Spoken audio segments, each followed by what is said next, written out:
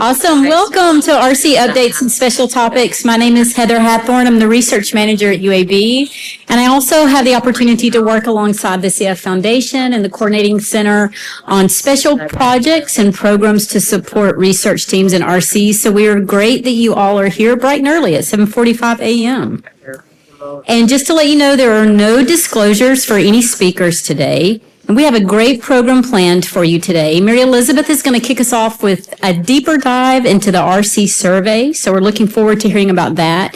Jill's going to come up with a couple of network updates to share with you. And then we're going to dive a little bit deeper. She's going to share some data on some referrals and some lessons learned. And we're going to have a discussion around referrals and share best practices. And then I'm going to turn it over to Adrienne for the second hour. And she's got a great lineup of RC case studies, and she'll be presenting those speakers, introducing those, and we'll talk through those. So with that being said, I think I'm going to turn it over to Mary Elizabeth.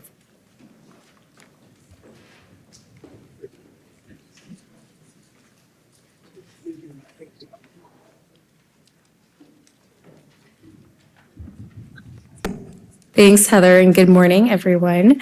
I'm Mary Elizabeth Jarris, and I am back to dive a little bit deeper into the RC survey. So I think most of you were at the TDN meeting yesterday. I raise of hands of who wasn't there. Yes. Okay. Like 2. Less than 5. Great. So some of these slides are going to be repeats. I'm going to go over them really briefly. There is also some new information that I'm going to be sharing with you here today.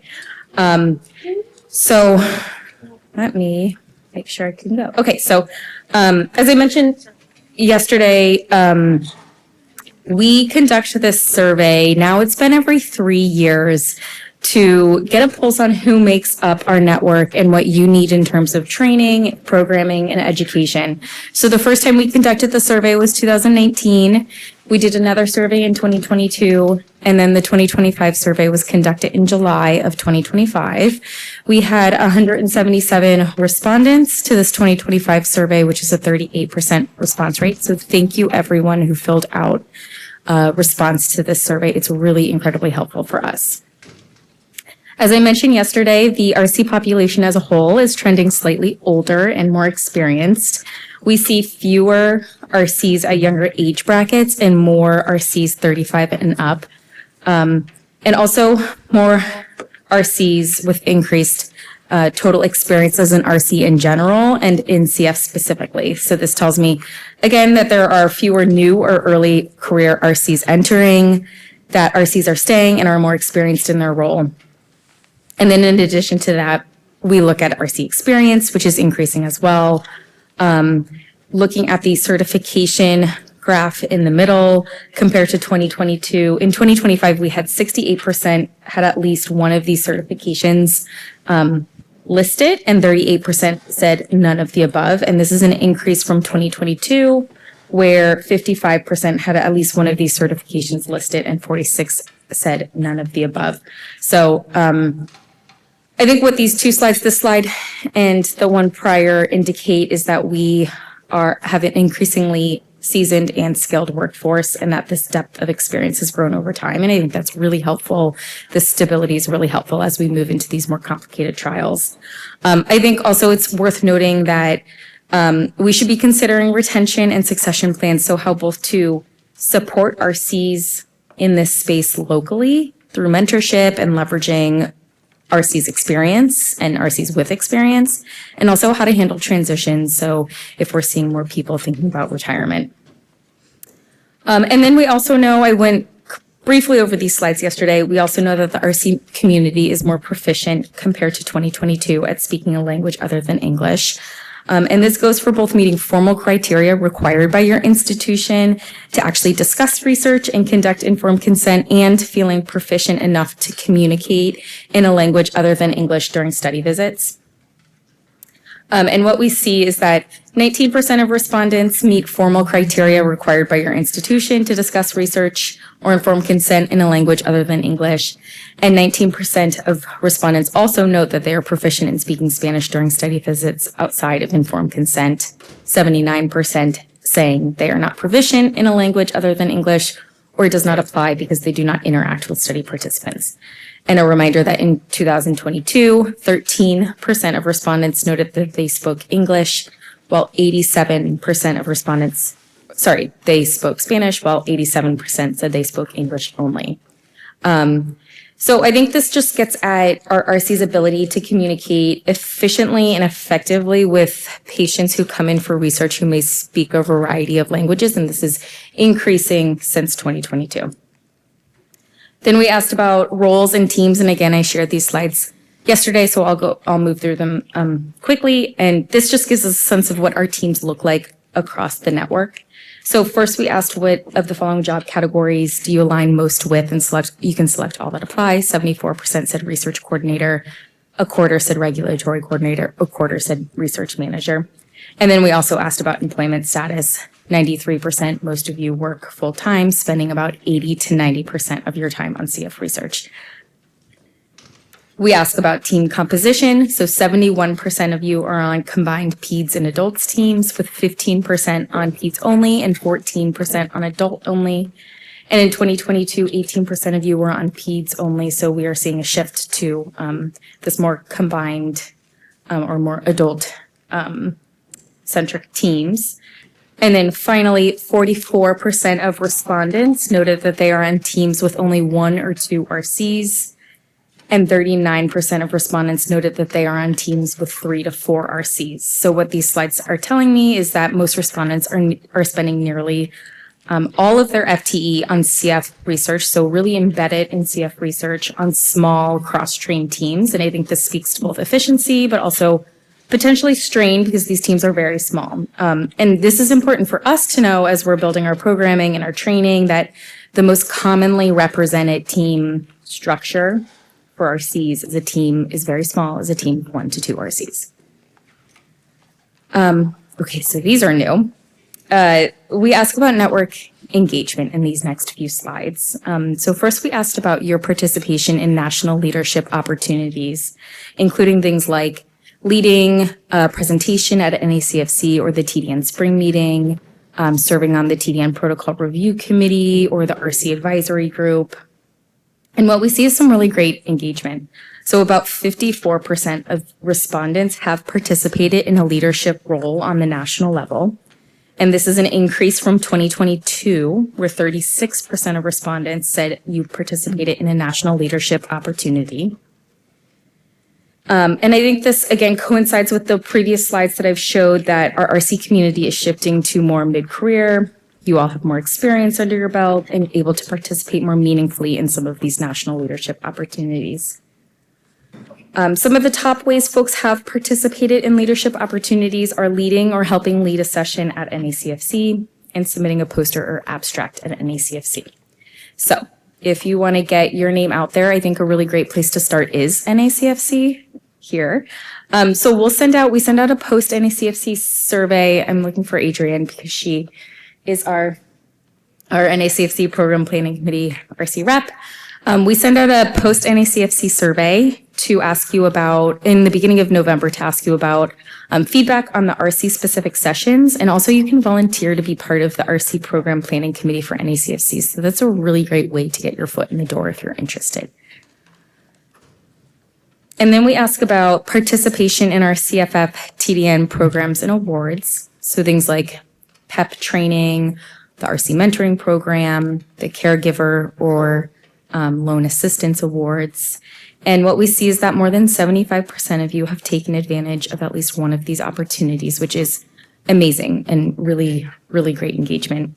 The programs that are most commonly noted as things that folks have participated in are PEP training, ACRP certification, and the RC mentoring program. And I think to me, it's no surprise that so many of you have participated in PEP, as RCs are having some of the most challenging conversations you've ever had to have with patients who may have never participated in clinical trials. I think it makes sense to have having PEP skills is so incredibly valuable. And so in 2026, there will be opportunities for you all to partake in training, either in person before the TDN Spring Meeting or virtually in the fall. And we advertise those opportunities in the TDN Digest, so be on the lookout. And then also, before I move on, I just want to note this slide and the one prior is a great example of how your engagement and your voice how important it is in our programming. So you tell us what's valuable by engaging and by participating. And then we put investment into those programs and awards. So if there's something out there that you really found or find valuable and you want us to continue to invest in, we encourage you to either participate or encourage others on your team to participate so that we know that this is something that's meaningful and valuable to you all. We also ask about communication methods and what's working. We send out a ton of different communication methods. Some things work better for some people, other things work better for other people. So we like to have this varied approach, obviously. And what you told us is that direct targeted emails from leadership as well as the regular TDN Digest newsletters are very helpful for most people, as are the monthly RC Reg C open forums. A note with the open forums, we know that the barrier to this is that it happens on one specific Tuesday every month. And so if you have standing conflicts, it's difficult and challenging to attend. So we do recognize that.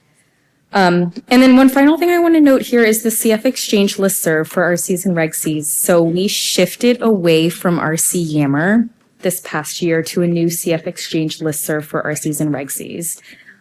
We had been finding just not as much engagement on RC Yammer as in the past. And we've seen other discipline groups have a lot of success in this listserv format. So a huge thank you to the team who helped us transition, Alex Wilson and Carmen Reyes, if they're here. This new listserv allows RCs, Reg Cs, and other research professionals to really engage in interactive discussion, problem solves, share resources and network. So anyone subscribed to it can send emails directly back and forth to members of the listserv, either starting your own email or responding to emails to an existing topic that's already out there. And to get access, you can either request access on my.cff.org. It's a tile that says CF Exchange, or we will also re-promote it in the TDN Digest as a reminder.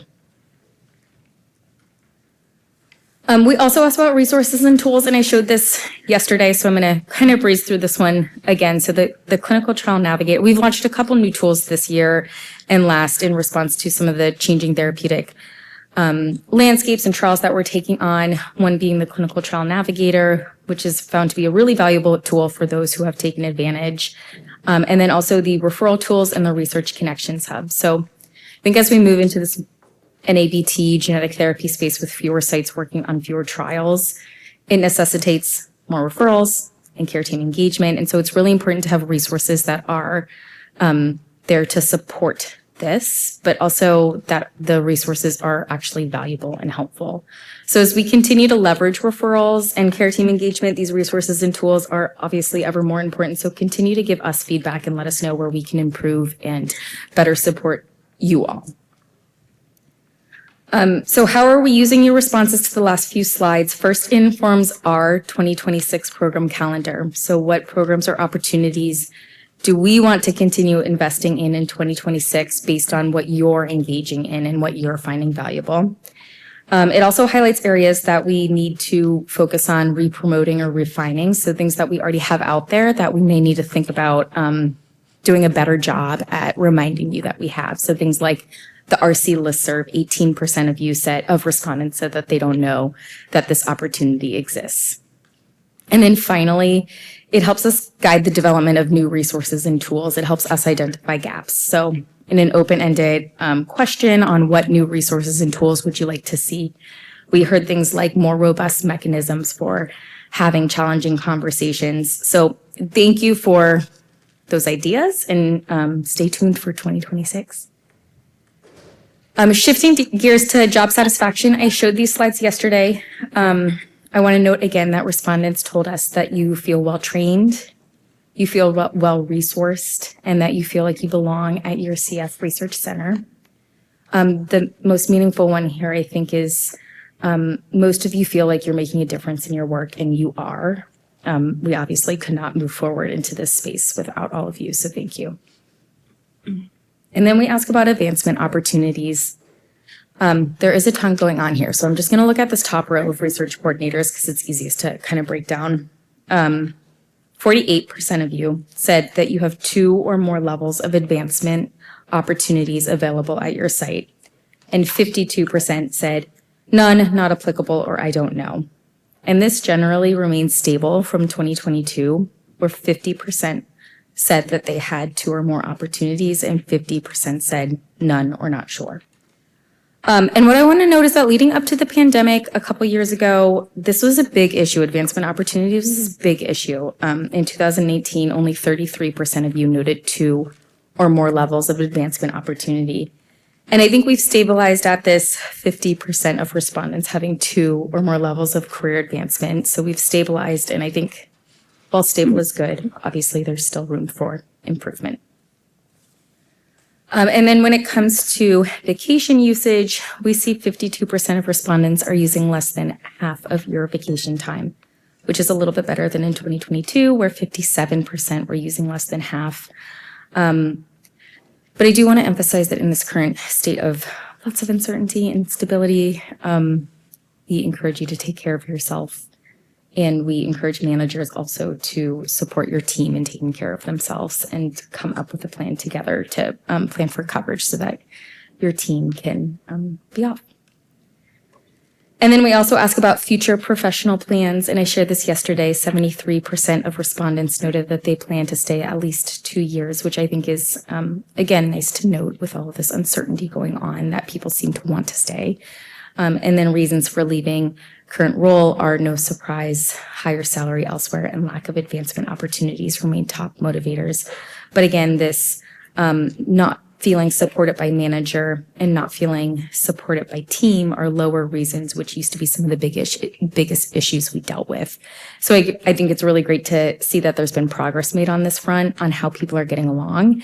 And I think it's really important for team culture right now and morale right now. We also heard from RCs some of the ways you'd like to improve things at your CF Research Center. So some ideas were provide professional development and career advancement opportunities, improve staffing and support by reallocating job responsibilities or providing local mentorship opportunities, support work-life balance, provide staff recognition, and help resolve team conflicts and challenges. So in summary, these were kind of the themes that came out from that open-ended question, and it just tells us that teams are having similar challenges across the board and your team isn't alone.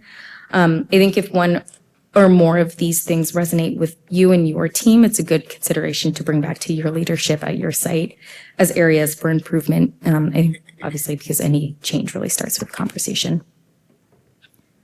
And then finally, I'll end on this note. We ask, what are the things you like most about working at your CF Research Center? And what rose to the top was I like my team. I get to play a role in moving science forward, and I get to know my patients well.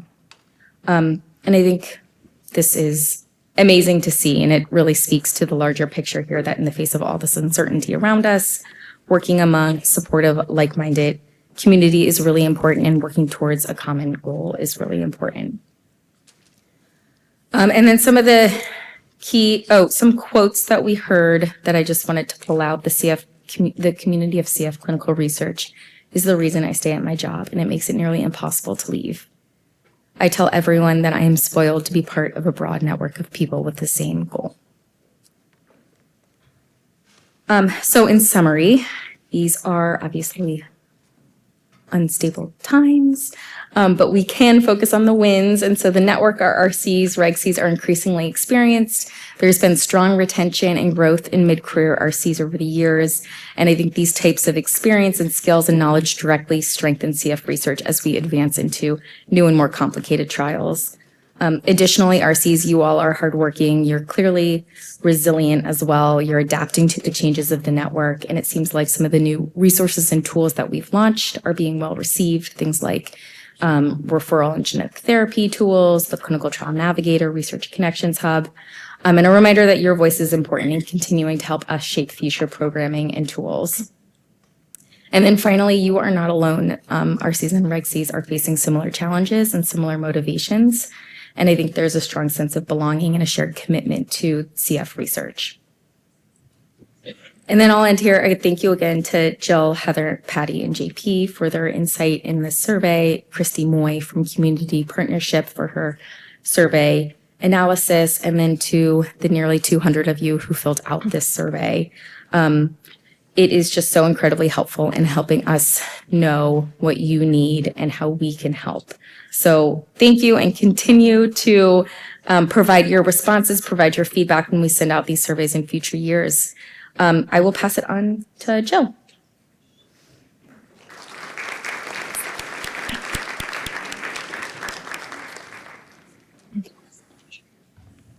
Good morning, everyone. I guess better talk in the microphone, even though I think my voice carries. Good morning, everyone. Good to see everyone. I think all the body heat is making it nice and warm in here, so enjoy, because you never know, the next room might be freezing. Okay, so I'm going to do a few updates. Excuse me. The primary thing I'm going to talk about really are updates to CFCRNet. So there's a new look and new content, and I wanted to share a few tips on better ways to navigate. So some of this content went live actually on Tuesday. So most of you are traveling and you haven't been able to see it yet. I'm not going to spend a lot of time, but I do want to point out a few things. So Mary Elizabeth just talked about all the different mentoring and awards programs. And I think in the past, it's been really hard to find that information. It hasn't been posted as regularly out there, and even knowing when the application windows are. So there's a new awards and mentoring page, and on the page to the right, you'll see there's upcoming applications. They'll be date sorted, so you can see when applications are opening. And if you click on any one of the cards that are there, I think there's 8 or 9 now. If you click on the cards, you can read about the award. And it'll have more detail on how to apply and the specific dates that you need to pay attention to. I'm also just going to call out, just because we had the Judy Williams award yesterday, that there actually is a page where all of the previous winners of the Judy Williams Award are there. There's a really nice gallery. It's 1,000 times improved over what was there before. So I encourage you guys to look at it. It's pretty cool to see some of your colleagues that have done such amazing work. The other thing I wanted to point out, because this is a pretty big change, but I think it'll make life a lot easier to find things. So we have created a TDN Centers page. And on this page, you'll see a map. You can also see some of the key TDN leadership, who they are and where they're from and what their role is. But underneath this, you can't quite see, but there's a library. So we've moved the manual of operations here and all the TDN guidelines.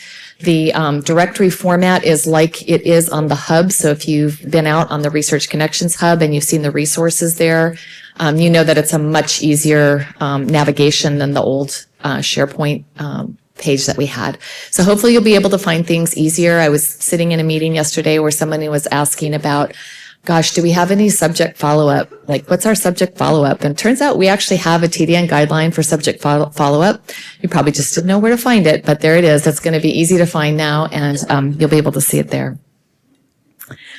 So then I want to talk a little bit about tips for CFCRNet and also the hub. So both CFCRNet and the hub are built on SharePoint, and so they have some of the same quirks in terms of navigation.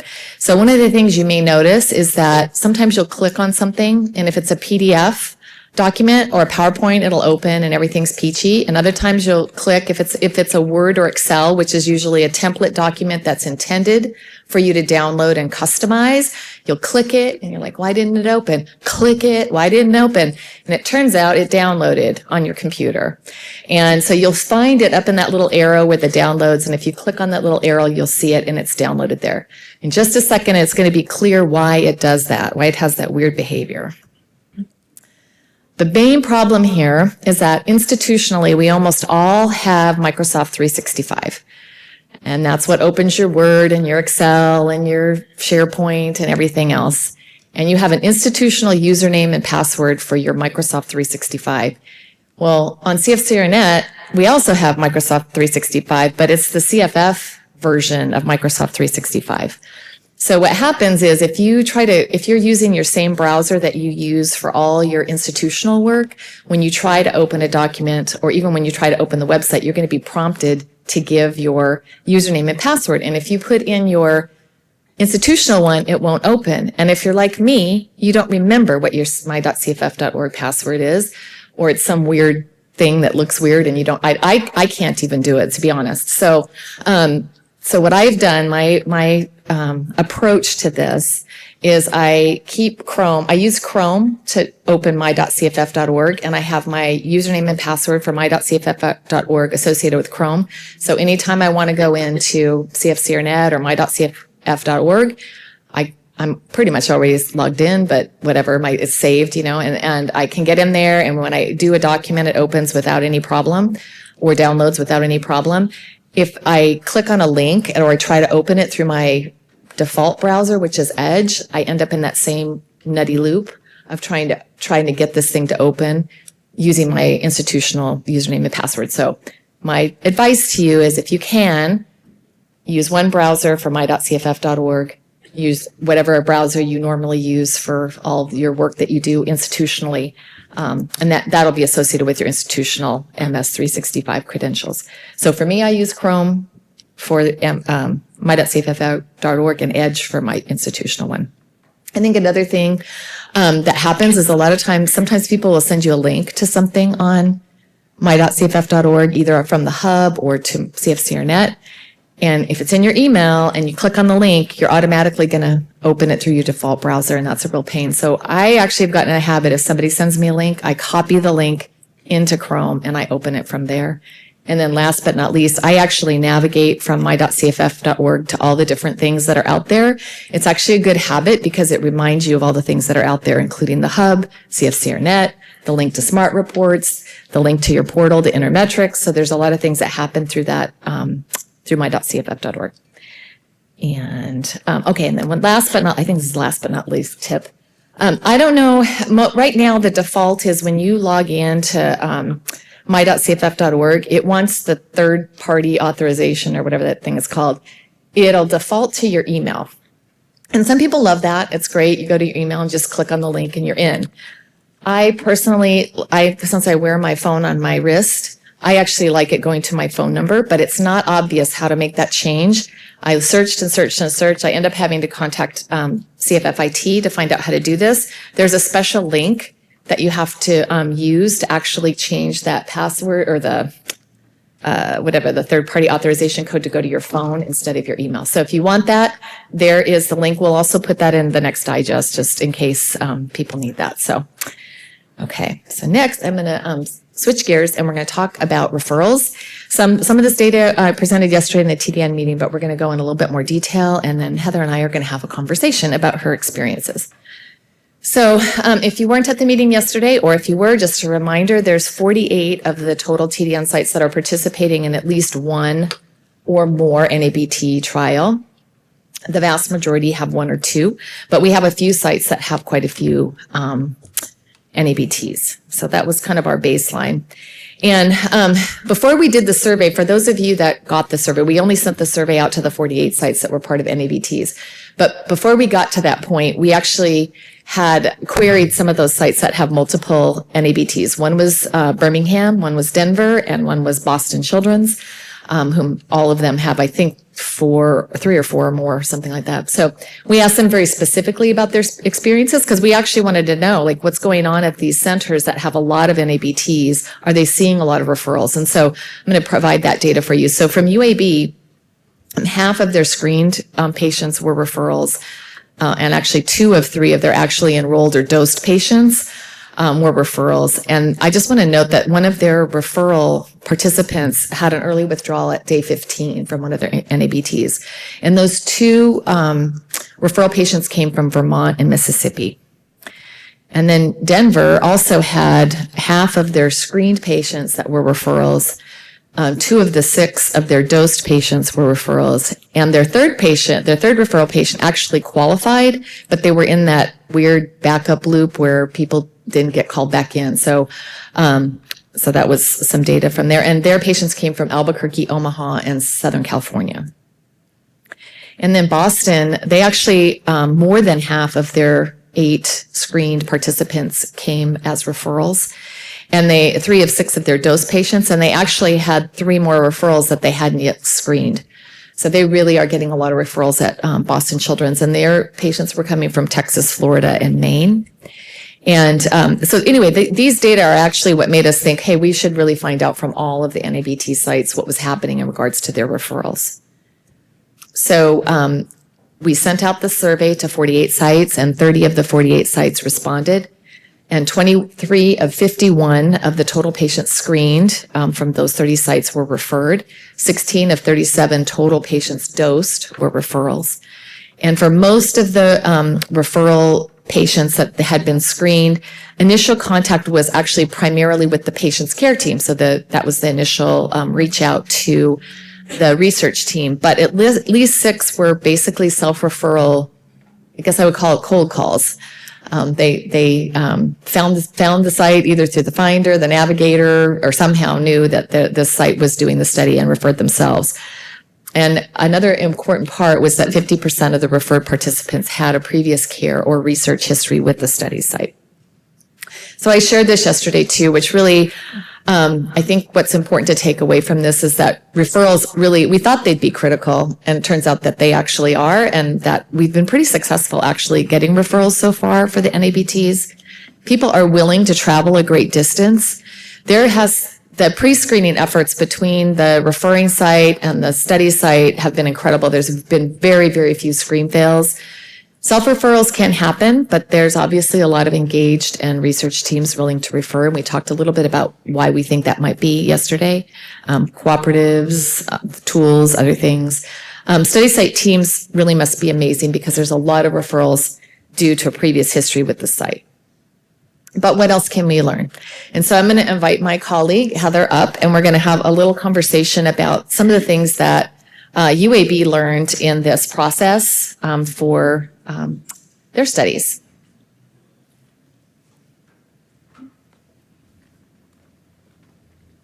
You have to sit on the table over here. All right. So Heather. So we know that there's referrals happening, right? So what steps do you think that you can take to make sure that you're actually well prepared to accept a referral participant? Yep, I think there are some things you can do early. And I think one thing is spend some time on the hub, right? It's a great tool. Have an idea of the sites participating and where they are in the country. I think that's really important. The other thing I think that we all can do is have conversations with sponsors early, right? Know what they're willing to pay for and what they're not. What's their travel policy? What's their reimbursement policy? Are they going to pay for a caregiver or a companion? Are they going to pay for a patient to travel outside of their region? These are all really important things to know in advance. Also, if you don't have a plan, if you haven't accepted a referral, but you're gearing up to do that with some of these studies, have conversations with your team and know what your plan is going to be. How are you going to accept these referrals? How are you going to communicate the information? Are you going to be able to use Zoom? Does it have to be HIPAA compliant Zoom? All those things. Think through that. Have a plan. And also take that plan and know what pieces of that need to go into your IRB if that's required. So I think those are some things on the front end that you can do to be prepared. Great, thank you.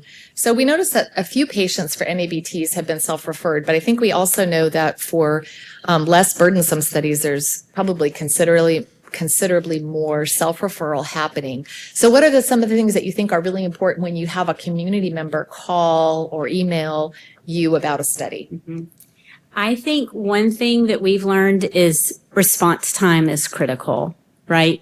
And I think we all need to think about perhaps what a lack of a response can be communicating to a patient, and maybe it's because you got a message and you're trying to find out the information, but we don't want patients to feel like, oh, they're not responding. They don't want me in the study. They don't want me to come to their center, because we all know that's not true, right? So respond quickly, even if it's, I don't know, but I'll find out. And just to give you a lesson we learned the hard way at UAB, we about a year ago invested in institutional cell phones, which were great, but we didn't really know, or maybe we didn't take the time to figure out what would happen when someone left, what would happen to that voicemail. And we just assumed that UAB would terminate that voicemail. But we had an RC leave, and that's not what happened. And so a patient was calling that voicemail and leaving a message, and no one knew because no one could monitor that inbox. So think about what your blind spots may be. and monitor those voicemails, those inboxes, out of office messages. Think about all of those things. And I think I'm looking at Brooke. I think it's Minnesota that has you guys have like a general email inbox that's monitored by their team. So that's one great idea of maybe something you want to consider so that you can monitor responses quickly. In addition to response time, when you're talking to someone who's self-referred, what other things do you think are really important? I think it's really important that we communicate the challenges of travel. And don't get me wrong, I think patients have the right to go anywhere in the country that they want to go, and we should support that, right? But I think it's our responsibility to communicate with them the challenges of participating in some of these types of studies as a referral, like an NABT. Let me give you an example. The data that Jill shared for the UAB patient that withdrew, that was a referral for an NABT coming from Vermont down to Birmingham. And you can imagine that's not a quick, easy trip. We had a conversation with that patient about the study. They had participated at UAB before. Our RC Rachel had done an incredible job, and she had built a relationship with this patient, right? And that's why the patient wanted to come back, was because of the work that she had done. So relationships are really key. But we communicated to her, Rachel did, that we had friends in Boston and we knew them well and they would take very good care of her, but she wanted to come down to Birmingham. So she did. She enrolled. She was dosed, and at about day 15, she experienced an adverse event, which was a little bit different for her and caused a lot of anxiety. And so it resolved, but that fear that was going to happen again, her anxiety was palpable, and she was just really afraid that was going to happen again, and she was going to be so far from home with no caregiver because the sponsor wouldn't pay for a caregiver to travel with her because she was an adult. So I think it's just important, that was really unfortunate, but that the sponsor made that decision. But would it have been different if she had stayed maybe gone to Boston and been closer to home? Maybe. Would it have been different if the sponsor had agreed to pay for that caregiver? Maybe, I don't know, but I think it's just really important to communicate those challenges and still support the patient in their decision to go wherever they want to go. And those aren't easy conversations to have via email either. So remember, some conversations are better had in person or over the phone. So. Thanks, Heather. Is there any way that you think the TDNCC could have helped you in that situation? Yes, I think so. I think that was a third party, the vendor that sets up travel that denied that. And that was, I wish we had pushed back. And I look at what it cost, right? Like what happened. And I think it's important that you guys push back. And to do that, I wish we had escalated that to the TDNC and reached out via the TDNCC email. Thanks so much for mentioning the TDNCC email. I just want to encourage you all, if you have questions or issues, it's an easy one to remember, tdncc@seattlechildren's.org.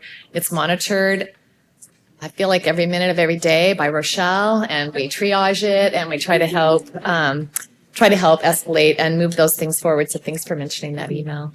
Are there, thinking about this now, are there specific things that we should be advocating with sponsors so that we can be proactive about trying to have the best situation possible for people who are referred? I think so. I think we've spent a lot of time, you guys know this, like sharing best practices between the sites about referrals, and referrals are happening. I mean, just look at the data that you presented, and sites are doing a great job. I think there's things that sponsors can do to remove some of these barriers, and advocating for things like caregiver travel or companion travel, regardless of a participant's age, I think is critical. Things that were shared with Rachel from our participant that came down to Alabama from Vermont were, pet care would have been really nice. Expenses like that pop up, considering an Airbnb or a VRBO versus a hotel, so that you just don't go from one box in the hospital to another box in a hotel, right, to make a patient feel more comfortable. So I think there's some things that sponsors could do to maybe help remove some of these barriers. And I also think the crisp support program is fantastic and it helps a referring site, but it doesn't help the site receiving the referral. So one thing we've decided to do at UAB is consider a invoiceable item for screening a referral. So advocating for those kinds of expenses too on the site's behalf, I think would be helpful. Great, thank you.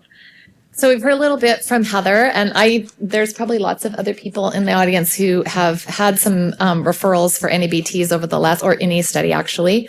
If there's any other lessons that you all have learned from your experiences, please step up to the mic. We'd really like to hear about it at this time. So don't be shy. Yes.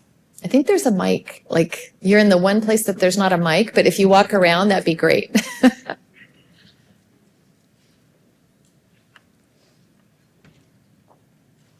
We had a great experience. We were very patient from Bozer, which is about 2 hours a day, to Seattle, and they did a video study on the patient. And then 90 days later, I wrote them on reach. So that is experience. Oh, that's great. That's great. And you're a site that has referred people out. Yeah. I think, one thing that we haven't done yet that I think I think it's something we need to put on our 2026, to-do list is really reaching out to the referring sites to hear more about what their experiences are and what they are. Do you have what you need? Are things easy enough, or do you have easy tools? Are there things we need to be doing that we aren't? I was already friends with the study coordinator because of this conference. Oh, great. That's great. Thank you. That's great. Yeah, that's good. Yeah, thank you. Thanks. Oh, good. Over there. Hi, I'm Lauren from Boston Children's. I don't know if Harmony is here from Maine with her team. Oh, there you are. We had a fantastic referral from them for one of our NAPT trials that we were running, and the process, they made it seamless. The communication was excellent, and the patient had a really great experience because of that. So, do you have any specific things that you thought made that communication so seamless and excellent? They were very responsive, like you were saying, responsive to the subjects, but them being responsive to us was very helpful and helped to aid in that aspect for our team. So we really appreciated that from them. So they made that helpful. Thanks. Thanks so much. Thanks, Taylor. Yeah, thanks. Hi, I'm Lila from Chalk in California, but we have 2 patients that we got, one self-referred and then one was referred from a site for a study. And they're pretty young kids, so it's hard for the parents to kind of navigate. So planning early has been really important for us to book those hotels after the visit's done, we get the next one ready. And then also just communication with the care team. We're able to share the safety labs from our trial so that they don't have to get as many pokes when they're at their standard of care center. Did you have to get some sort of specific A-OK from the sponsor to be able to do that, to share the safety lab? I reached out to our CRA and she made sure with everybody that it was okay, and they wanted to encourage reducing pokes for the little ones, so that was okay with them. That's great. Thank you. Great tip. Hi, I'm Dixie from St. Luke's CF Center in Boise, Idaho. Boise's really used to sending people other places because some of the care, although we've got good care in Boise, there are some things we just can't do. So we were used to sending to Seattle and Salt Lake. One of the things I feel like we need to be asking the sponsors for is better inclusion criteria. We just tried to refer somebody to Seattle for one of the NABT studies. He would have been the perfect referral, retired, able to travel whenever, nice guy, very enthusiastic about being in CF research and not able to do anything until the REACH study hit. But when we were starting to converse with the coordinators in Seattle, they reached out to the sponsor, and the sponsor rejected my patient because of his genotype. So he has 70/11 or 12 TG times 2. And it's amazing to me that he even has CF with that, but he's got a sweat chloride of 65 and a long history of lung disease. So if we had known that the sponsor wouldn't accept somebody with the 70, we never would have reached out to him. So we feel badly that we've offered him an opportunity that got turned down through no fault of his own. So he feels like he's another person who can't do the cool stuff because of his genotype. Thank you. Jill, that situation led to some conversations that made us realize that these type of studies have sort of a shadow criteria. Can I understand why it really is a signal with these new therapies? So I don't know how to get around that with the shadow criteria. Really wants to make that choice for each individual. Thank you. Could everybody hear that? He was just saying that some of these studies, it feels like there's shadow criteria, like there's what's written in the protocol and there's the perfect patient. And that the sponsors are evaluating each potential participant and then make each potential participant that on paper looks like they would qualify, but then making a decision whether or not they want to enroll that participant or not. And so I think that is really challenging, especially when it comes to referrals, when referring sites, study sites might have some hint of the shadow criteria. Oh, no, they don't even have a hint, but referring sites definitely don't, right? Yeah. We actually had a very similar experience. Our patient had HIV, non-exclusionary. Sponsor requested because of that criteria for us to delay enrolling the patient for a future cohort that wasn't quite so small. And so we agreed and got down to the point where we could then enroll the patient, and then they raised the FEV1, and then the patient wasn't qualified. And the patient was very devastated because they did qualify. And he was starting to. Yeah, thank you. That stinks. So one of the things I want to say that we learned, that I personally learned about this experience, was I need to be better about telling the subjects that just because I think they're the bee's knees for this study doesn't mean I'm the be all and end all, that there may be a possibility that the sponsor or the referring site will decline them for various reasons, not their fault. Yeah, thanks, Dixie. I think that is really important. I mean, we can't control everything, and expectations are at least something we can try to help control a little bit. Yeah. Alex. Sort of changes something that we found whether it's our participant or not, and especially with the older adults, 50s and 60s, that don't have copies of their phenotypes and sweat chlorides. We don't have a physical copy of it, then it makes it really hard to enroll, especially into the NACFC. So going along with the eligibility criteria for sweat chloride, I understand we need it for the NACFC, definitely. Some of the others maybe have to report in medical record, not necessarily hard copy. We had a person who wanted to participate who was from Canada, and there was no way where he doesn't know where. Right. Right. So that makes it really hard to participate. Thank you. I guess that's probably something on an individual sponsor level. We could have that conversation because I do think it's probably is critical for NABTs, but may not be as critical for others. And then I don't ever want to speak out of turn, but I think that there's some, for people that want to be and don't have the hard copy, I do think there's some mechanism through the CF Foundation to get full genotyping. Am I, let me look into that. I have this big idea that there at least used to be. I don't know if there still is, so. Excuse me, we can't just rely on what's in the registry. Right. Right. You can't put that into their participant binder as part of their. Right. Right. Be supporting the fact that speak.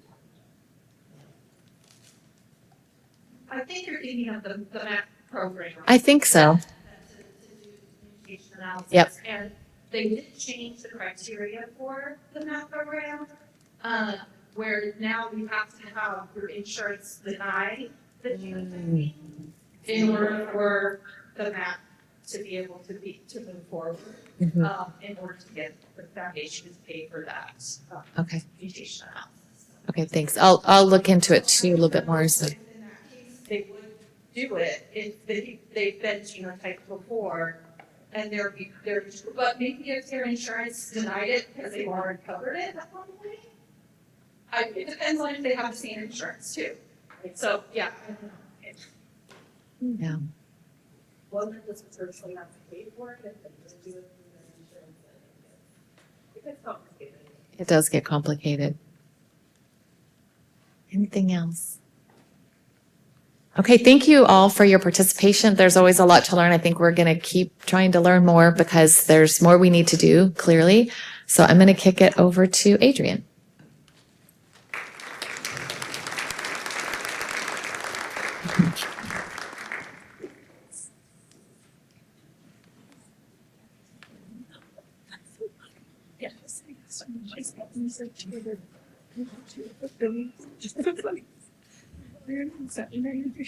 Hi, everyone. I'm Adrienne Dorico, and I'm just going to make a couple of quick announcements before we have our first presenter come up.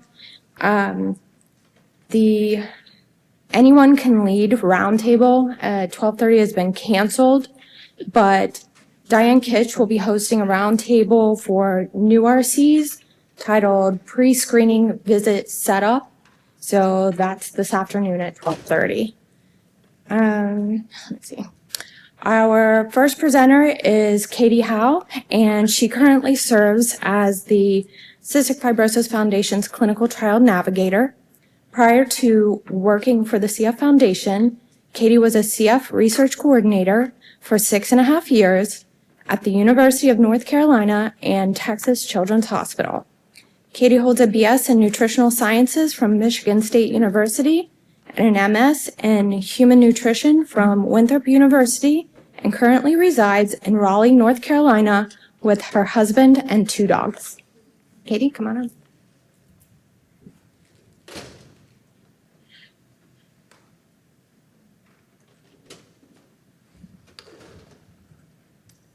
I am short, so I'm going to pull that down.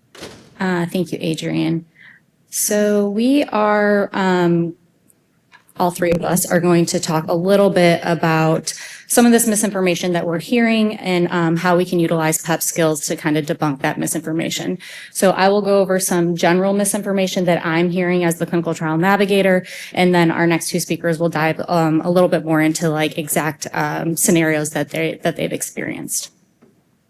We do want to make this as interactive as possible. I know it's early, but we got through that first hour, so hopefully we can wake up a little bit. So some standard examples of misinformation that I have heard over the last couple of years is really not understanding their CF mutation and eligibility for modulator therapy. People just don't realize that they have to have a specific mutation in order for those modulators to work, and just going through that basic education and helping them understand that. That everyone responds the same to modulator therapy, that all NABT trials are mRNA trials. Not everyone knows that there are differences between those types of NABT trials. And that long-term safety follow-up is the same length for each NABT trial. This is really, really important just because we need to make sure that we're being very, very transparent when it comes to long-term safety follow-up when participating in a genetic therapy trial, because it does help them make the best educated decision for themselves when choosing which trial to participate in. So nobody has to go to the mic, but any other examples of misinformation or misinterpretation that people have experienced when it comes to clinical research or any of the trials? Don't be shy. No? Okay. So generally speaking, what happens when we think we know something and are misinformed? Or if we misinterpret something ourselves? You look for information to support it. But if I'm telling you something and you know that I'm wrong, how does that make you feel? Or how does that may make me feel? It's embarrassing. Sometimes feel, pardon? Trust. Anything else? Sometimes we feel ashamed, like we're wrong. So especially when somebody immediately corrects us, right? We kind of feel ashamed, we feel embarrassed. And like you said, with that trust, what happens with that trust when somebody immediately corrects us? It's broken. It could be broken. What else?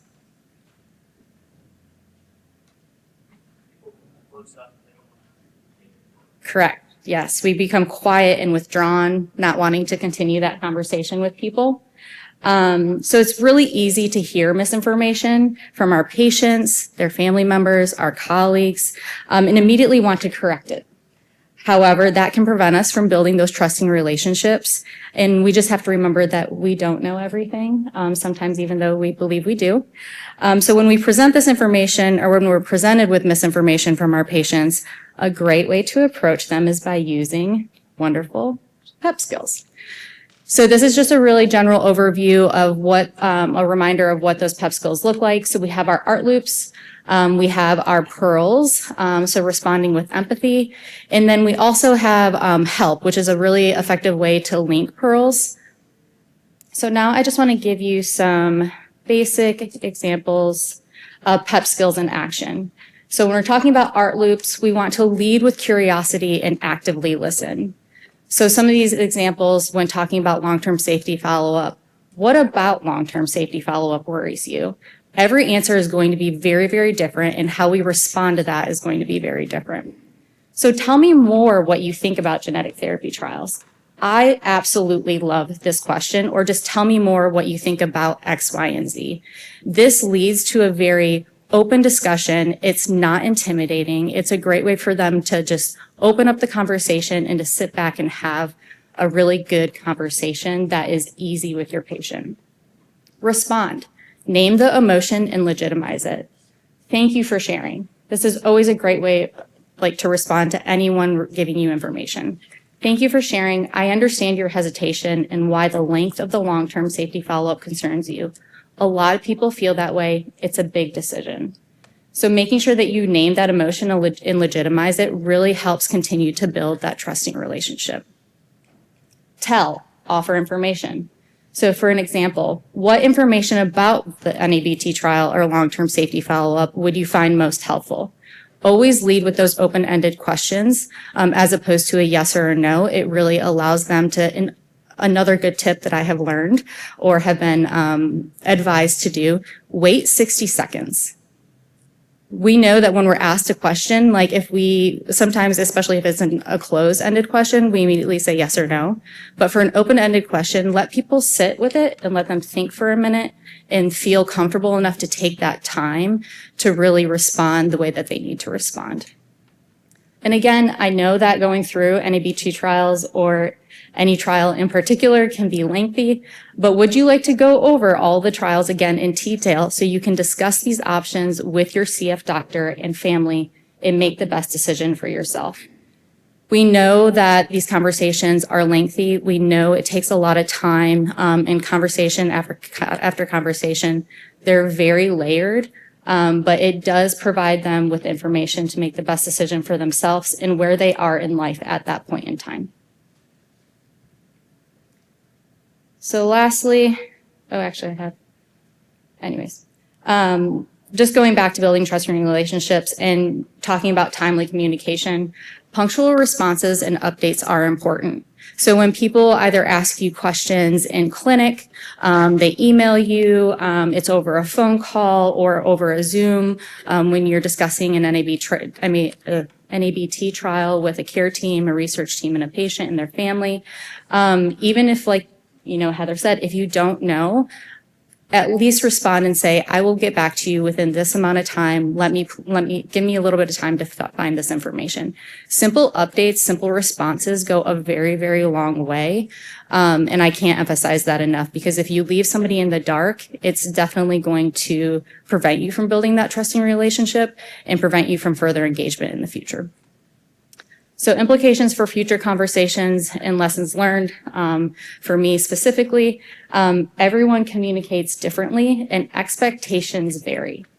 So when we talk about whether it's with a colleague, with a patient's family, with a patient themselves, figure out how they want to communicate, whether it's email, phone, et cetera, and what their try to find what those expectations are. So if they expect you to be returning their call or getting back to them within a certain period of time, make sure you meet that expectation. If they expect you to be emailing them at a certain email address or calling them or calling a family member, make sure you utilize that form of communication and figure out what those expectations are. It's really easy to take information out of context via email when discussing clinical trial information or any information in general. I feel like we all know this, or even via text. So finding, like I mentioned, the patient's preferred form of communication is important. And as Heather and Jill said, sometimes it's just best to pick up the phone and call.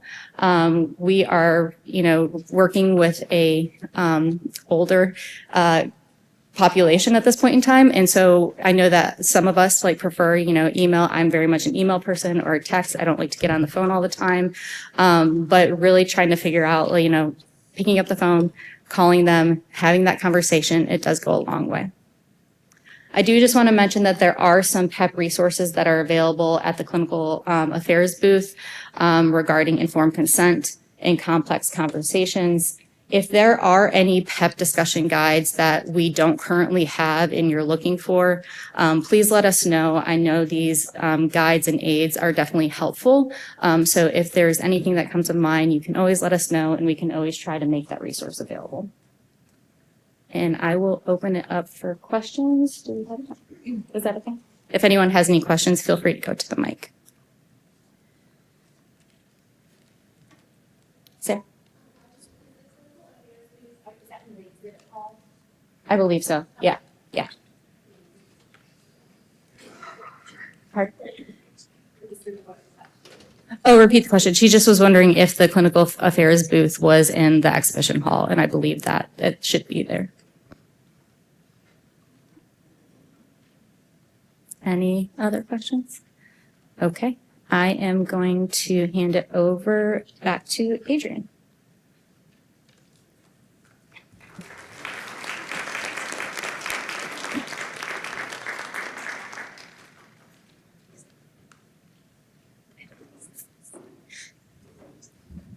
So our next presenter is Dr. Andrew Braun. He's an associate professor of medicine at the University of Wisconsin School of Medicine and Public Health. He's the adult CF program director and TDC director. Dr.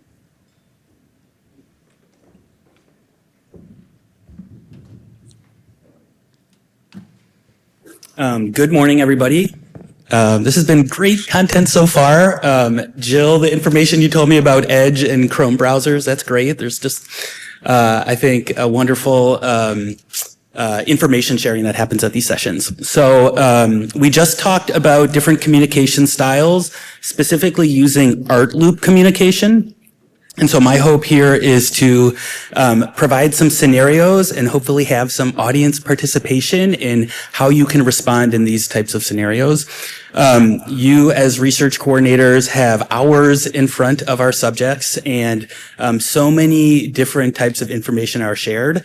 And being able to respond to misinformation or new things that arise that you might not be planning on coming up as conversation. It's great to have some techniques to fall back on. Because there's some audience participation here, I know most groups are already sitting in research groups, so I want you to look at your other team members right now, literally look at your other team members, and I want you to wink at the person who's real extroverted and talkative and willing to raise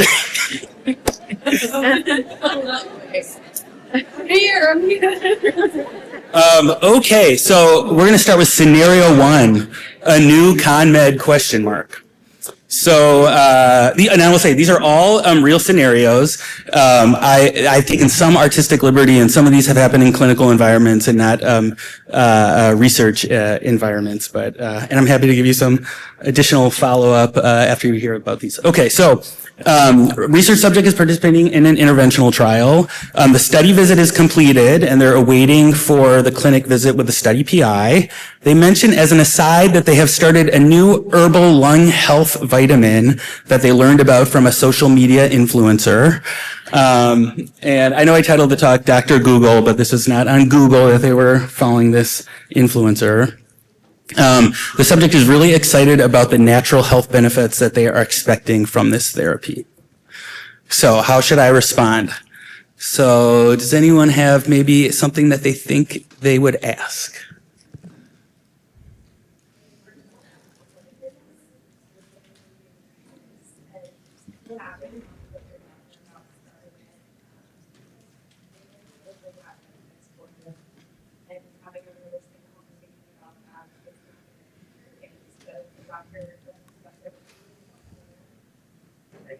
Yeah, that's great. That's great. So, and yeah, I'm going to repeat the question, and feel free to stand up and come to a mic. Or Rochelle, could you grab a mic and be willing to walk around? So, of course, like right away, just asking, "Oh, tell me more."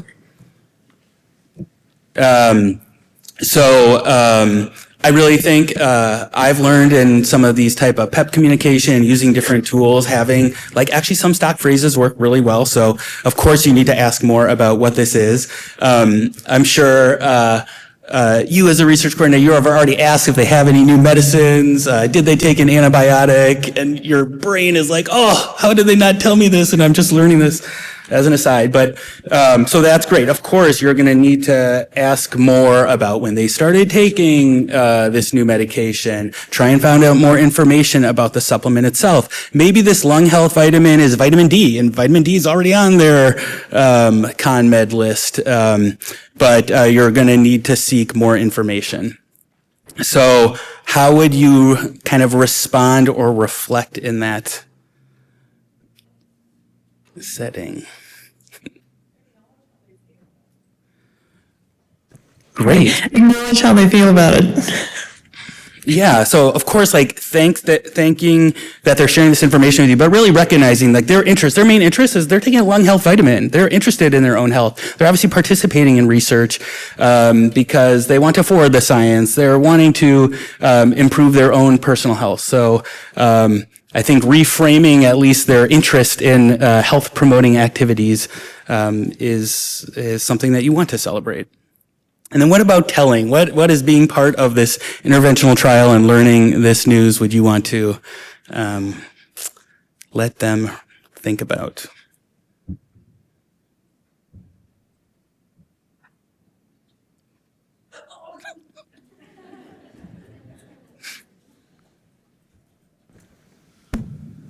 Hi, this is Aaron from Jordan Area Children's Hospital in Hollywood, Florida. I've encountered this scenario so many times in the different specialties that I've worked in, and well, the first thing, as it is mentioned over there, is to encourage them. Encourage them in the sense of letting them know that it's very good that they're taking, care of their health and their concern, and they're being empowered. But I also let them know that, besides this has been advertised as a medication or as a supplement that can help them, there's still a lot of research that needs to be conducted before this is marketed. This is why, some of these supplements are marketed without going through the process of clinical trials. And this, when something is marketed as a supplement, it doesn't mean that it's always it goes through a clinical trial normal process. I will tell them that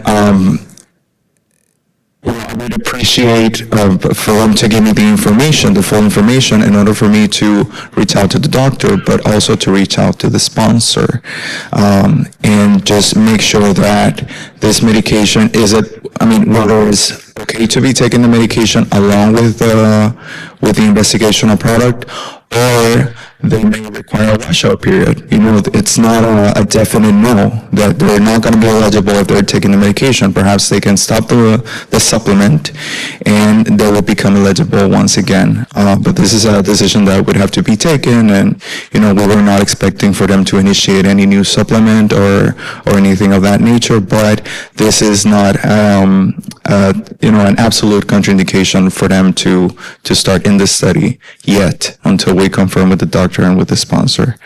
I'm not sure if anyone else has anything else to add. Thank you. Thanks.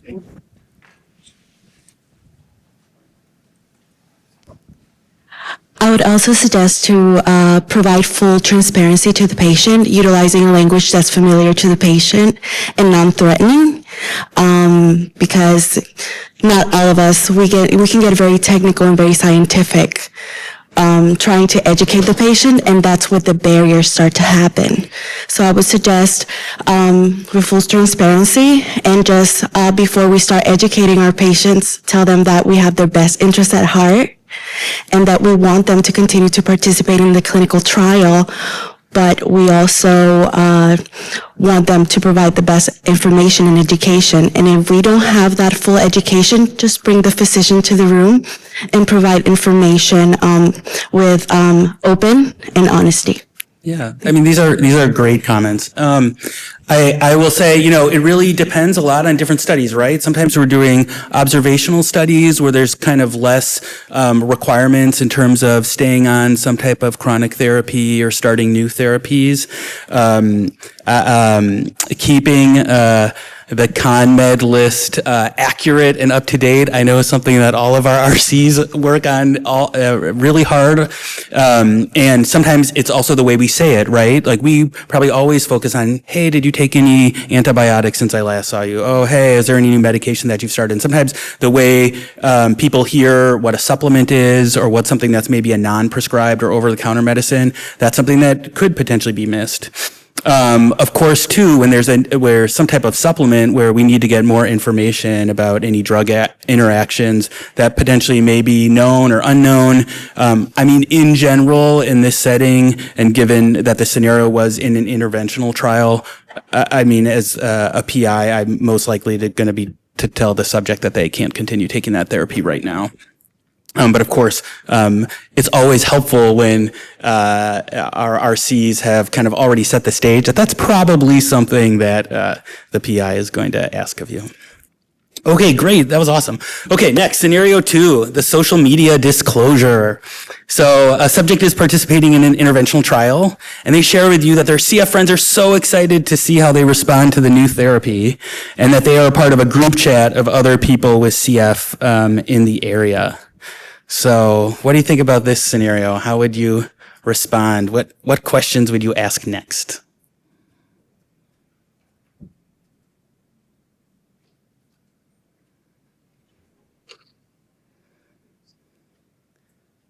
I think I see someone over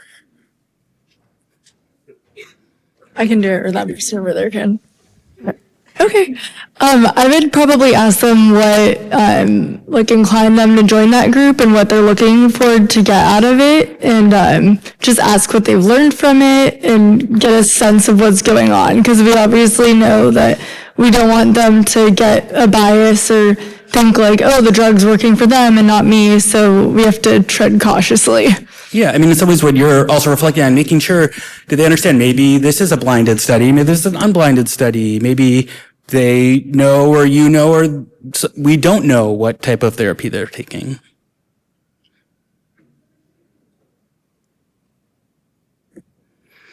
So I think some other important things to maybe ask is, what social media platform? Is this like a group chat of 3 friends on a personal iMessage account?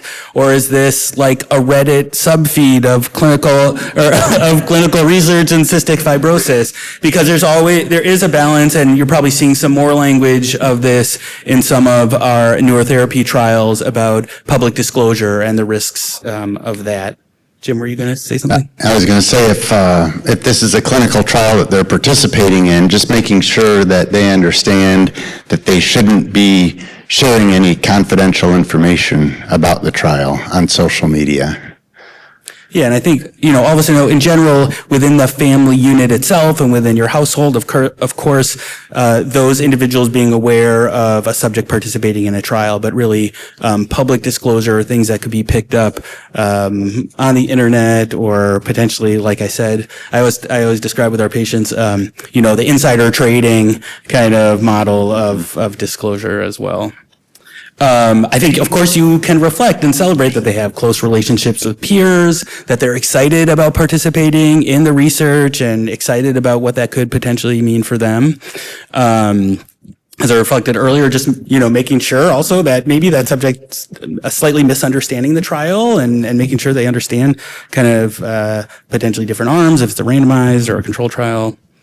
And providing that guidance back to them about, especially if there's language about different public disclosure of when to do that. Can I ask a question? So in the consent forms for these studies, is there actually a statement usually? Okay. Sorry. I feel like that's been becoming even more direct language in the last decade or so. Oh, okay, sorry. Okay, scenario 3. Oh, wait. The new hot tub habit. So a subject is participating in a bacteriophage study. They share their excitement about the new home they just bought that has a fantastic indoor hot tub. They are enjoying using the hot tub nightly and feel that has improved their stress level and sense of well-being. My heart kind of died when I heard this. So how should you respond? Or how might you respond?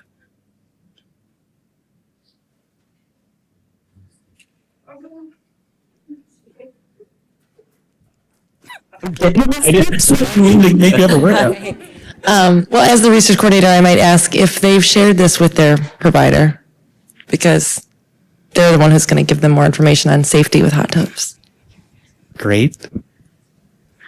I was also going to add that just to ask them if they know what the risks are associated with using a hot tub in there. Sure. So again, using tell me more about your hot tub use. Full disclosure, some things I asked about were even like, what's the temperature you have that set at right now? Thank them for sharing the information, recognizing their importance of self-care and stress relief. Of course, that's important. But of course, in this scenario, hot tubs can potentially be linked with certain type of microbial organisms that might affect the trial that they're participating in. Again, kind of always leading or setting the stage. If you already know what the PI is going to respond when they learn that information, can always be helpful, so that letting them know we might ask you to refrain from using your hot tub, and recommend that they discuss that with the PI. I will say this subject at their last clinic visit, they told me that they were like tearing out the side of their house and pulling the hot tub out of their house and getting rid of it. So and it wasn't based on exactly the things that I told them to do, but that is my heart like opened up. I was like, oh wow. Okay, and then finally, our last scenario is another alternative therapy. So a subject was diagnosed with COVID-19 4 weeks prior to a research study visit. They did not call the clinic. They did not let the research team know.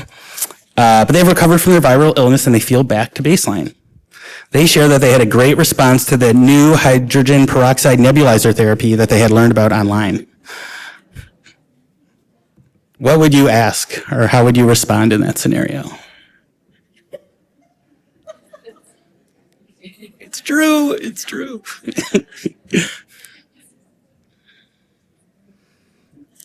Yes, of course. Tell me more. Again, cringing. This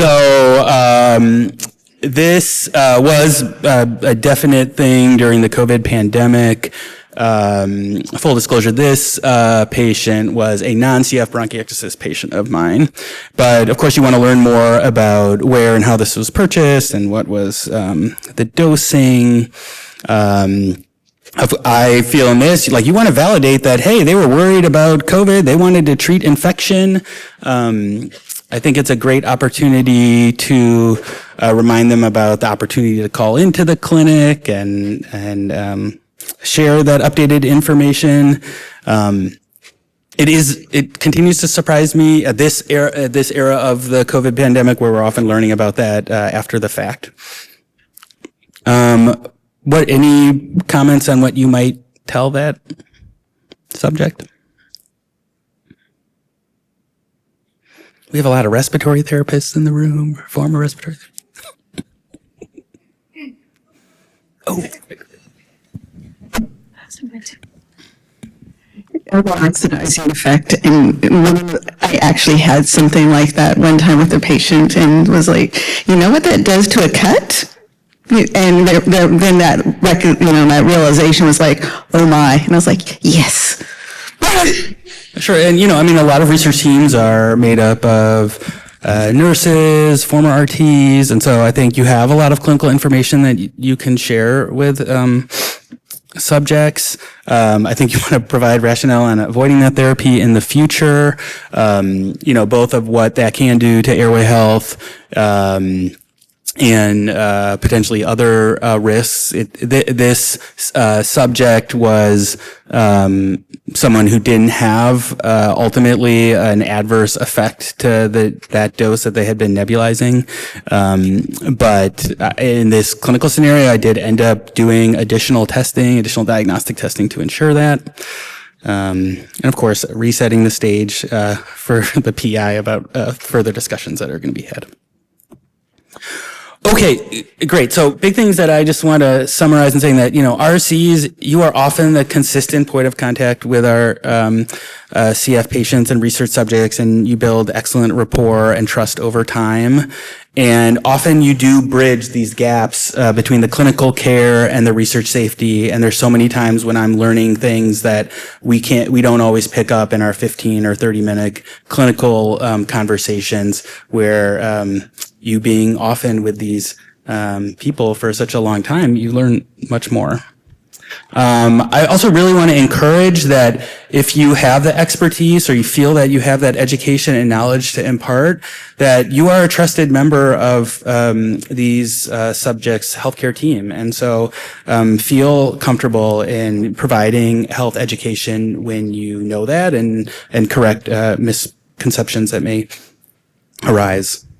And then finally, just these tools such as the art loop communication can help guide those. And I think in almost all scenarios where someone gives you some new information that you feel awkward about, or how do I respond, I think tell me more always works. So just remember that. Any other questions or maybe even other scenarios people would want to share?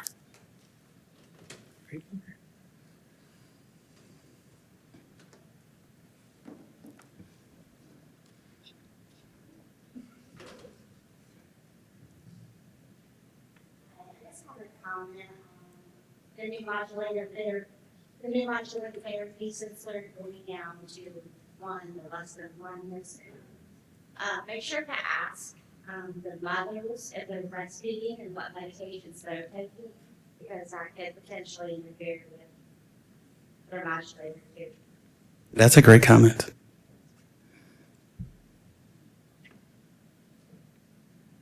Yeah, and I guess I will, just reinforce that I think we often do ask about any new medications that you're taking, but potentially changing that verbiage a little bit to include any other supplements or over-the-counter therapies. Sometimes you can't avoid that, as you're leaving the room, conversation coming up about something that you hadn't heard about. Oh, sorry. Dixie from Boise again.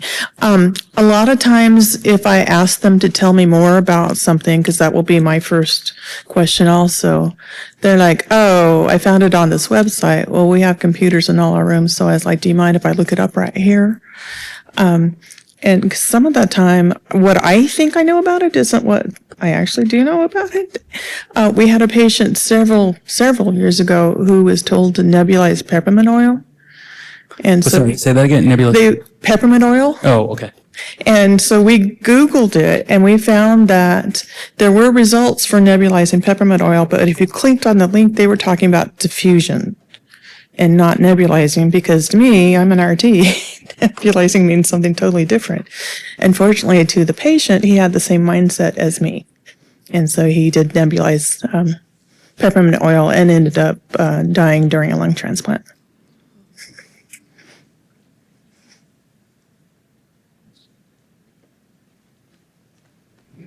Okay, thank you very much.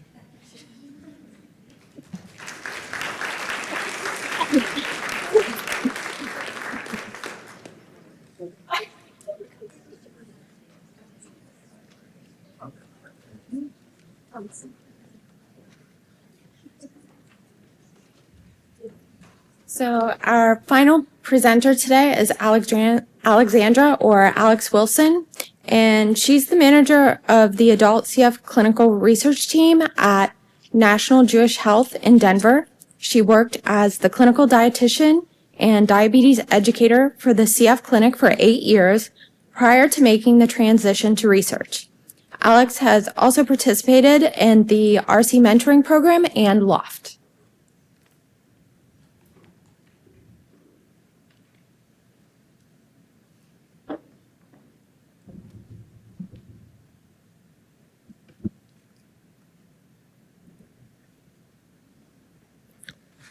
Hi, good morning, everybody. It's nice to see everyone. Before I start, I just want to say this is the coolest conference room I've ever been in. Just if you haven't taken a look already, obviously you have, but take a moment to appreciate how pretty that is. It's really cool. It's really cool, and you see the birds fly by too. Cool backdrop.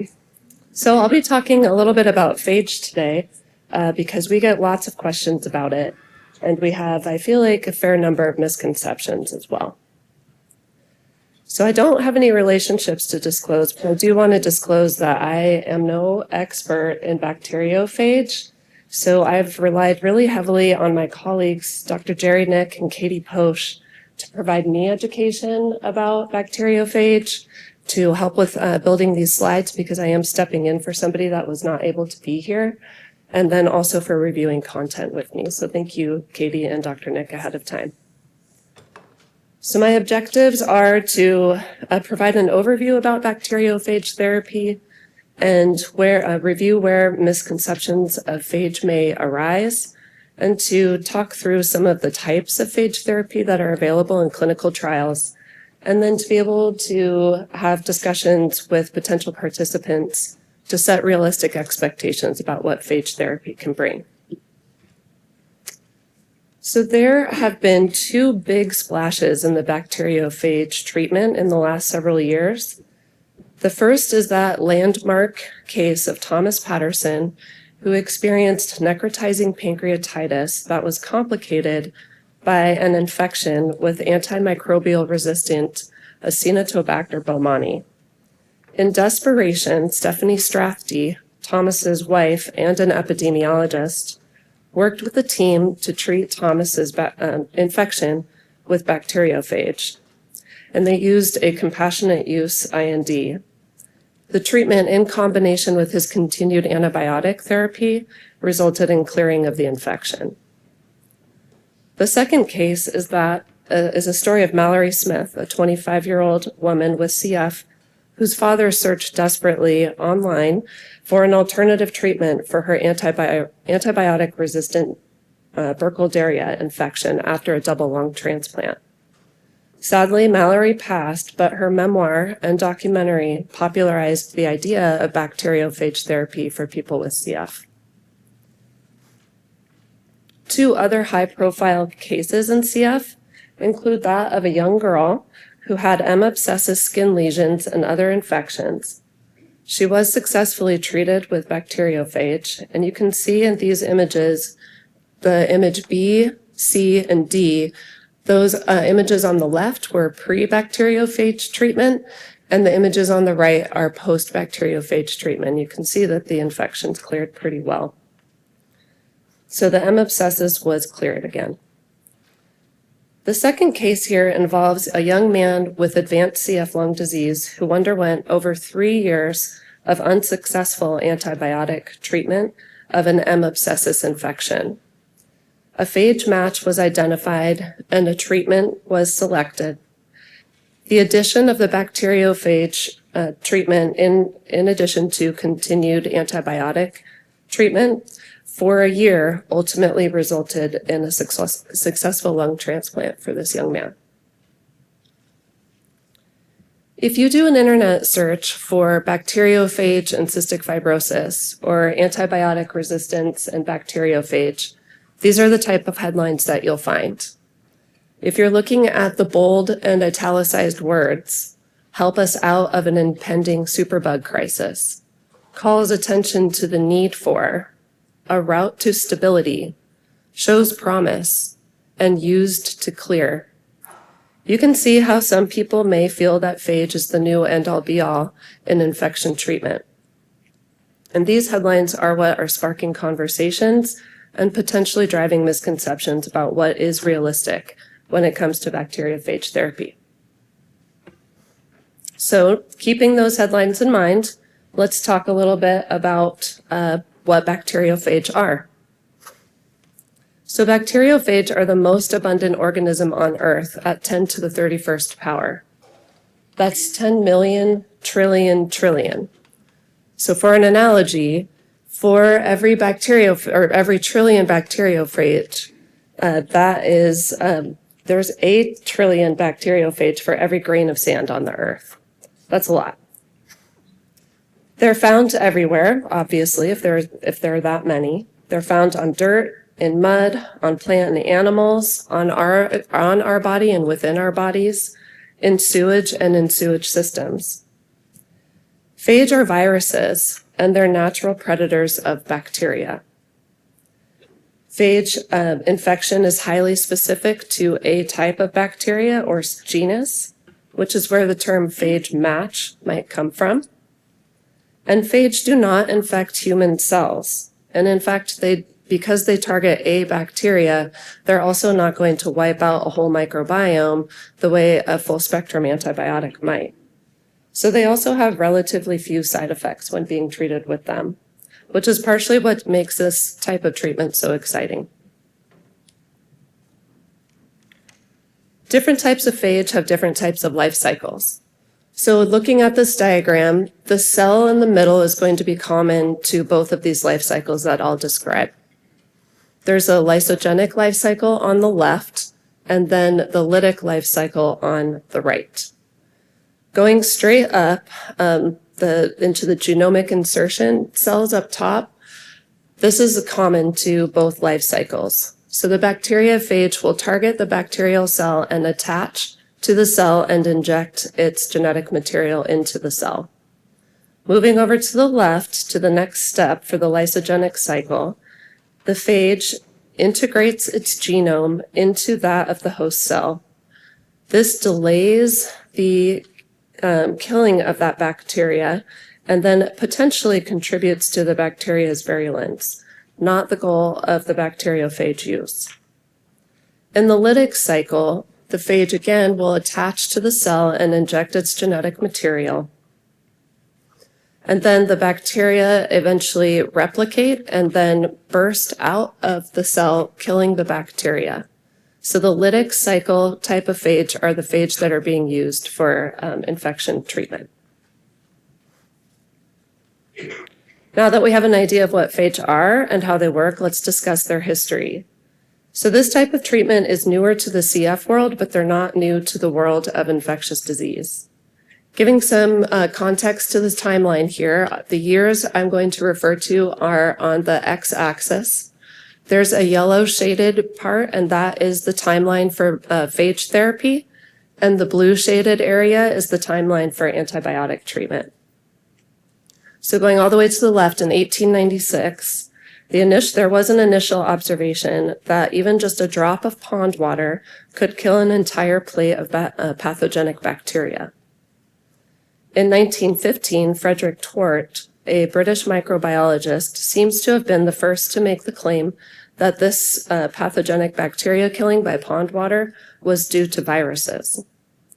In 1917, Frederick de Herelle discovered that phage always appeared in the stools of Shigella dysentery patients shortly before they began to recover. Just 2 years later, in 1919, he successfully treated the first patient with phage, a 12-year-old boy with dysentery.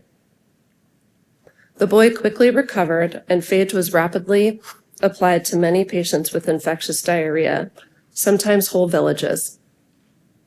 And in the 1920s, phage was truly the rage, used to treat several different types of infectious disease, including cholera, bubonic plague, and skin infections. In the 1930s, this brought the onset of penicillin. And by the start of World War II, the Allied countries had penicillin, while phage had become very popular in Russia and in Eastern Europe.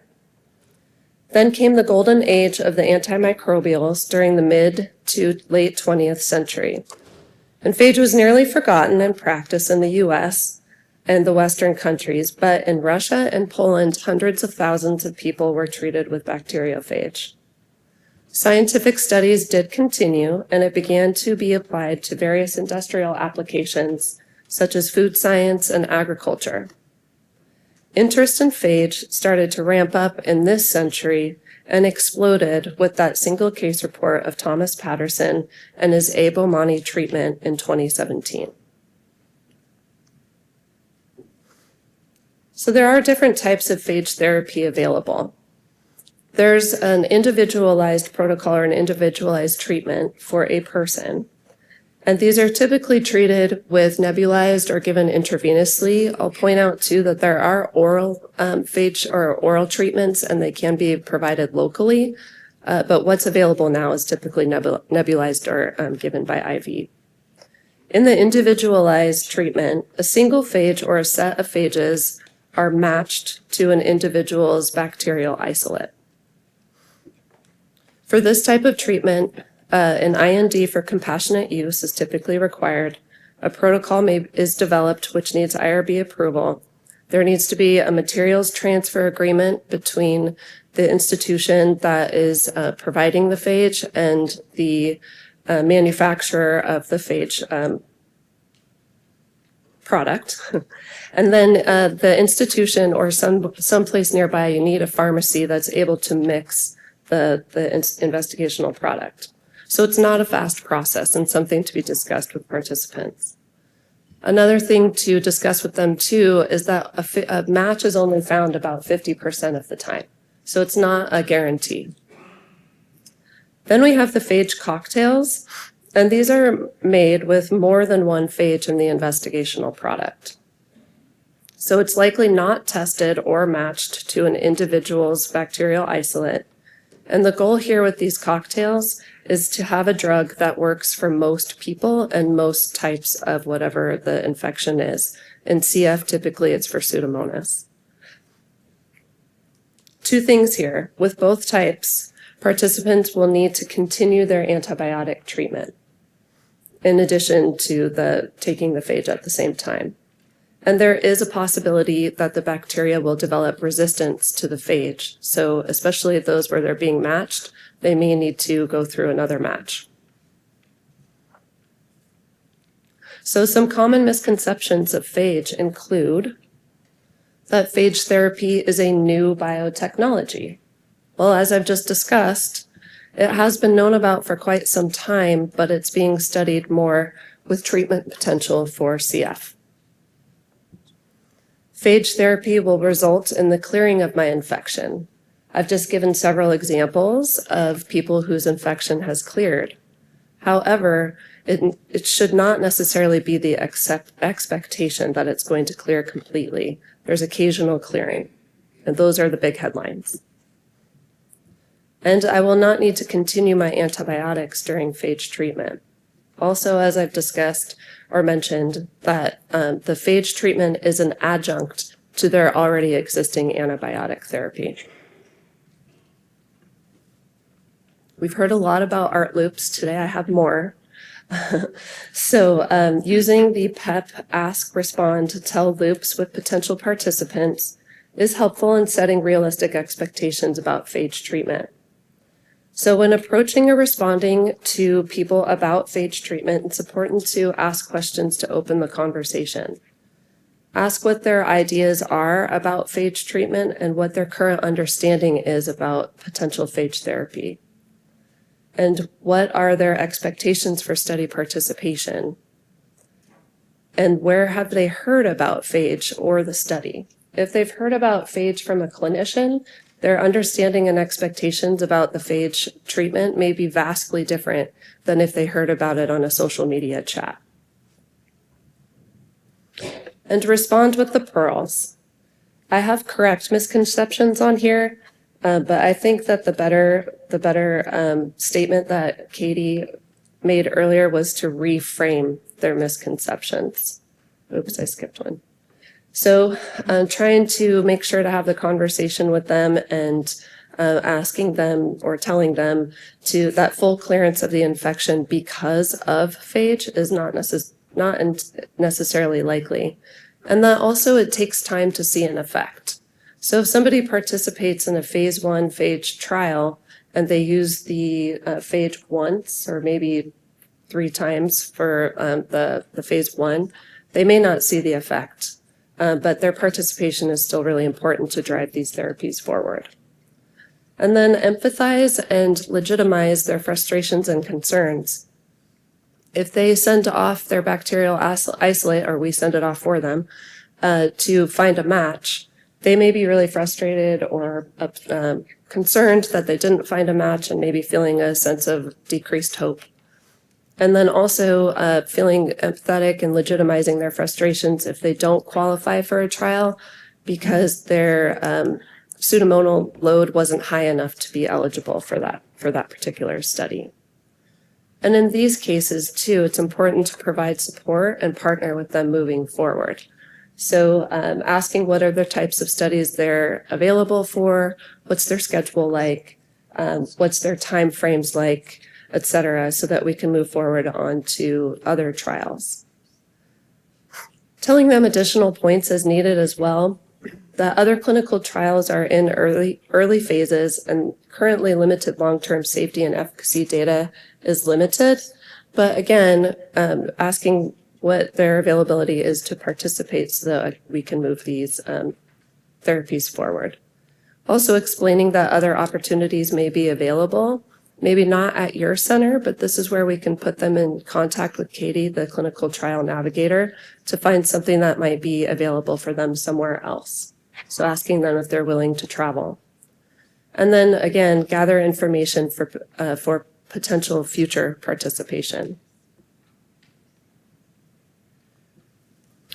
So there are several,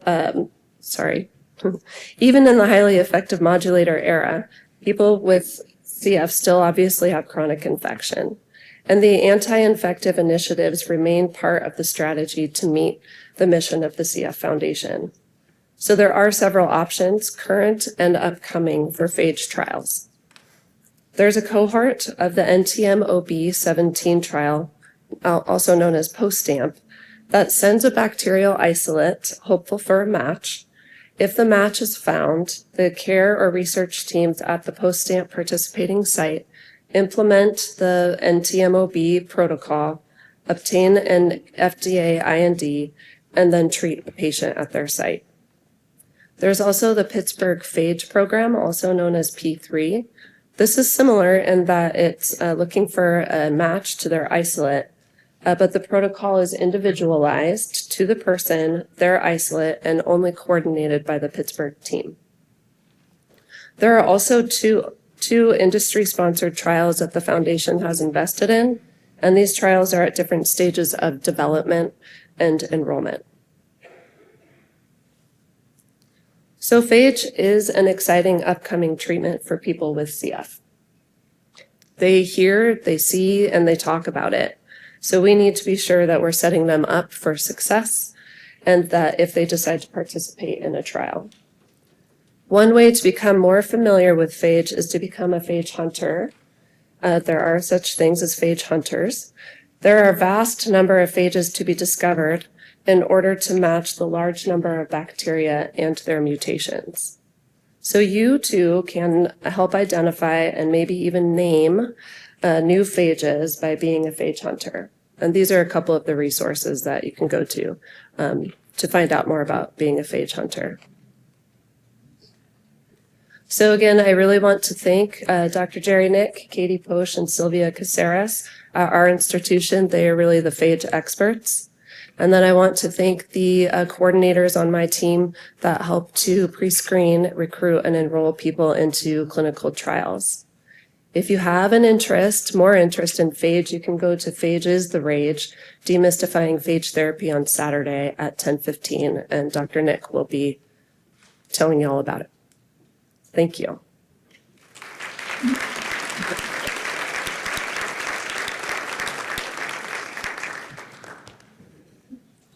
Any questions? Hey, Sarah. I'm just going on the CFF clinical trial finder and you can see anything from post-stamp. How do you find out about post-stamp? Katie? Yeah. Yep. So yeah, Katie will know where the NTMOB 17 sites are at. Yep. Does anybody else have any questions or thoughts? Oh, go ahead, Katie. I would say at that point, if you're looking for a trial that is not on Finder, please just email me and I can at least get you in touch with either the coordinator or the site that's conducting that trial. Also give you some trial asset as well, so that those options are available to contact me. I don't remember. Is NTMOB on the hub too? Is that another? No, I don't. Yeah. Unique? Yeah. It's not impossible that somebody can be referred for, but Yeah. Okay. But it is, the reason being that the phage treatment itself is very intensive and like, we have to come back into that phase in 10 days. Yeah, it's true. It makes it extremely difficult for somebody to be referred from distance. And so, that's why it's not there because of that. And NTMOB 17 is really an observational protocol of clinical care.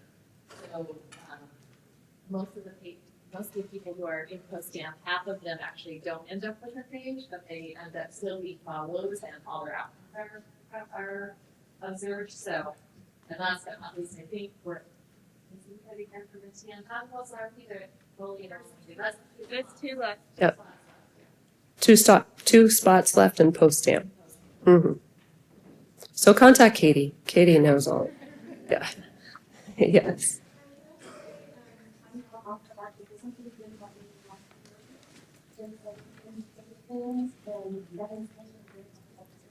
Cool.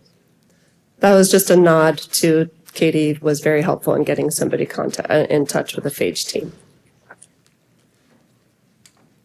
Do you want to say anything or should we close it out? All right. Well, have a wonderful conference, everybody. Enjoy Seattle.